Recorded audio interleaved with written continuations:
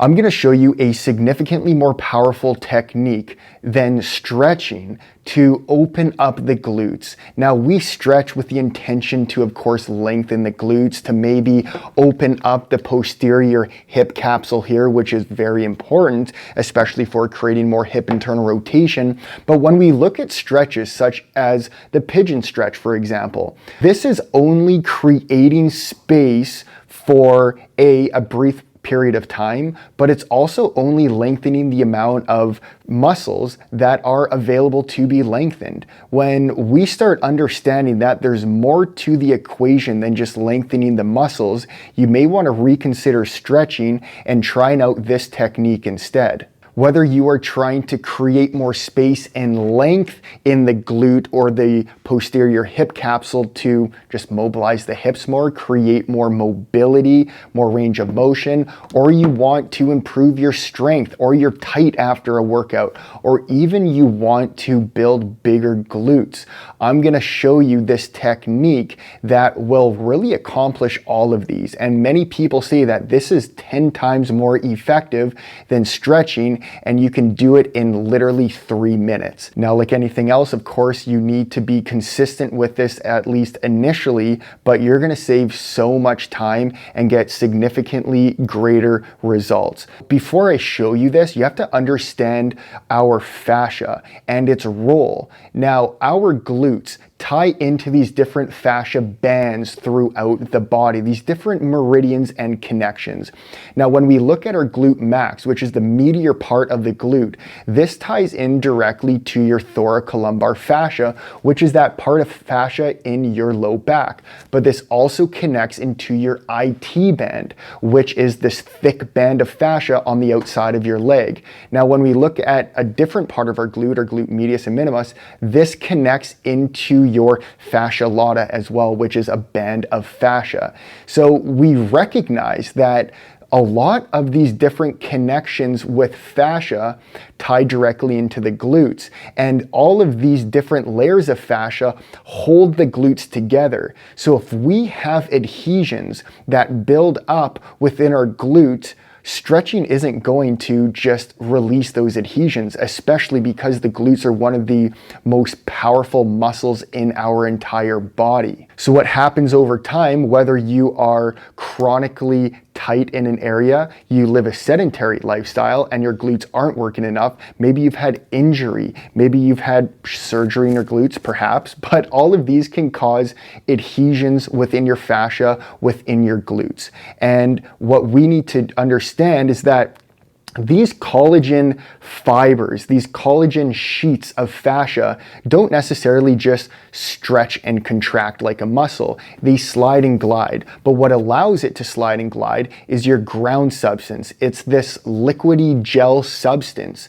But if we had that sedentary lifestyle, overactive, injuries, doing repetitive movements all the time, we start to compress and we start losing that proper glide of our fascia, and it becomes more viscous, it becomes more sticky, and these lead to adhesions. And these can be pretty powerful.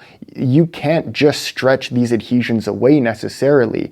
You need an external tool to actually drive and get in while using this technique I'm going to show you to actually release these adhesions, because we want to create enough length and space as deep as we possibly can, because these adhesions aren't just superficial, they can get all the way to the bone. And when we start understanding and creating some movement during this technique I'm going to show you, this will increase more hip internal rotation demands to open up the back part of the pelvis here. All you're going to need is a block from Block Therapy or a tightly rolled up towel just like this. And this is going to be our tool for fascia decompression to release those adhesions stored within the glute and even reaching potentially into the posterior hip capsule.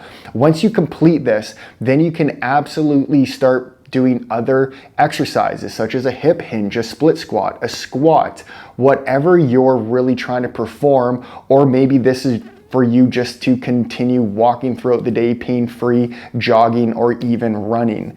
Now let's get started. So let's grab your block or your towel, and we want to lie flat on our back initially. Now, I'm going to use the block here and I'm going to have it on its side, but just exchange that for a towel if you don't have one. You're going to lift your pelvis up and we're working one glute at a time. And I'm going to find this middle portion of my glute where I'm going to feel the posterior hip capsule. It's going to be kind of bony there. That's where we want the block position. We're literally aiming towards opening up this hip capsule. Now I'm going to straighten my left leg because I'm working on my left glute, and I'm going to keep my right leg bent. Now what you're going to do is just spend about a minute or so here just settling in and start connecting to your breath. When we can breathe through our diaphragm and we exhale 6 counts and inhale 4 counts, what this will do will trigger more of your parasympathetic nervous system to bring us into more of this relaxed state. Our fascia is there to protect us. So if we are doing something too fast or we're breathing too deeply and excessively, then our fascia is just not going to actually allow it to relax so that we can release these adhesions. So once you get this nice cadence with your breath going, and you spent about a minute or so here, you're very slowly going to start bending your knee and your hip. This is hip flexion, and this is going to create more hip internal rotation demands like I was showing you earlier. We need to open up this space, and you might not even get far before you start feeling some pain, maybe just discomfort. Maybe it actually feels really good, and that's all normal. As long as you're breathing through this and you're not restricting your breath, then stay here. If it's too intense, then ease off and just approach this at a less intensity and less pressure. And all you're going to do is find this new area of adhesions, of pain, and you're just going to stay there and breathe for 30 seconds to a minute. Once you feel that start to let go, you'll literally feel the pain start to dissipate. You might feel an actual release going on. Then you can get a little bit deeper. You might feel a little tingling going down. There's some nerves running through here. You're probably opening up a lot of blood. You're creating new connections within your fascia. Then we're just going to slowly search to the left. You can even search to the right, more of the inside, but you just follow the areas where you're feeling that tension, because we want to release that tension, release these adhesions so that we can gain new powerful connections and actually allow our fascia to slide, allow our muscles to elongate, but also to contract. So you can get as deep as 90 degrees with this, but that's probably not going to happen overnight. And if you do, you're probably doing this too fast.